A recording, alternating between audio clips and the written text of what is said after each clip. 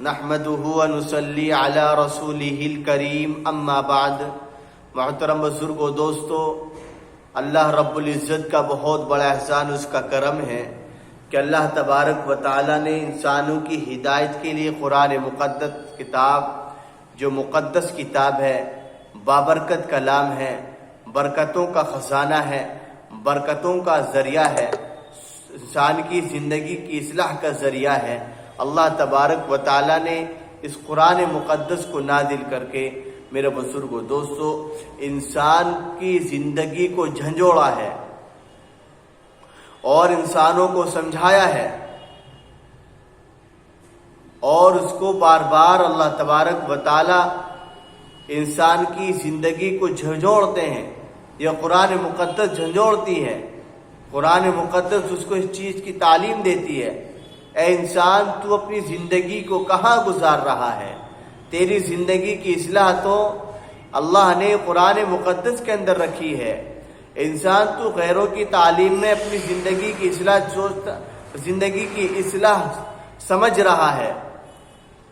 اور اس کی بھاگ دوڑ میں لگا ہوا ہے۔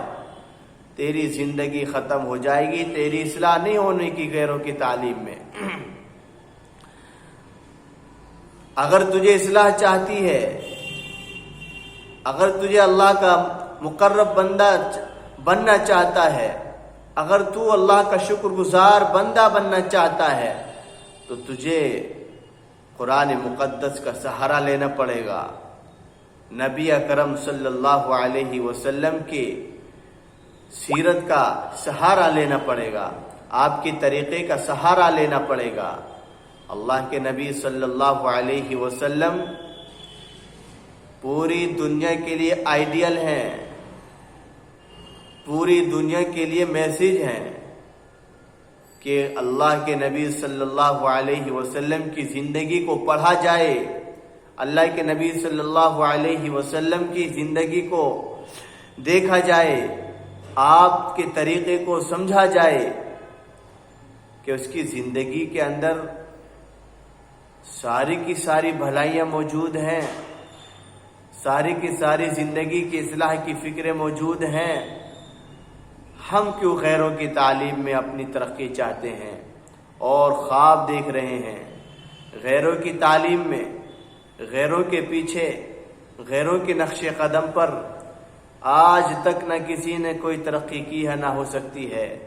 یہ اللہ کا وعدہ ہے۔ اللہ تو ارشاد فرماتے ہیں ذالک الکتاب لا ریب فیہ ھدی للمتقین، یہ کتاب تمہارے جو سامنے موجود ہے، جس کو تم دیکھتے ہو، پڑھتے ہو، سنتے ہو، یہ تمہاری ذہنوں کو کھولے گا، تمہارے دلوں کی گندگیوں کو نکالے گا۔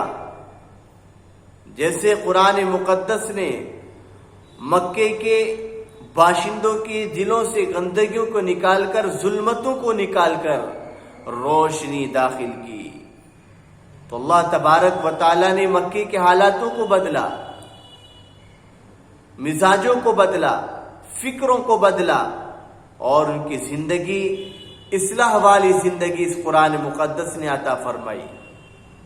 اسی طریقے سے مدینہ بدلا، مدینے کے لوگوں کی فکریں بدلی، مزاج بدلا، دل بدلا، دل کی تمام ظلمت اور کدورت کو ختم کر کے روشنی اس قرآن مقدس نے دل میں ڈالی۔ قرآن مقدس کان سے سنتے تھے، کانوں کی آواز، کانوں میں آواز پڑتی تھی، اور کانوں کے ذریعے سے دل کی گہرائیوں کے اندر قرآن مقدس کے پاک الفاظ اس کی دلوں کے اندر جب پڑھتے تھے تو باطل چور چور ہو جاتا تھا، باطل کانپتا تھا، پھٹ جاتا تھا۔ قل جاء الحق وزهق الباطل ان الباطل کان زہوقا۔ تو میرے بزرگوں دوستو، ظلمت ختم ہوگی تو تعلیم قرآن مقدس سے، کدورت ختم ہوگی، تاریکیاں ختم ہوں گی، ظلمتیں ختم ہوں گی، برائیاں ختم ہوں گی، فساد ختم ہوں گے، اور اسی طریقے سے حرام و حلال کی اگر تمیز ہوگی تو قرآن مقدس کی طرف آنا ہوگا، قرآن مقدس کی تعلیم کو، قرآن مقدس کے الفاظوں کو سیکھنا ہوگا اور اس کے معانی و مطالب کو بھی سمجھنا ہوگا، جب اس جا کر اس کے تقاضوں پر عمل کرنا آسان ہوگا۔ تو میرے بزرگوں دوستو، بتانے کا مقصد یہ ہے کہ ہم پڑھیں کسے،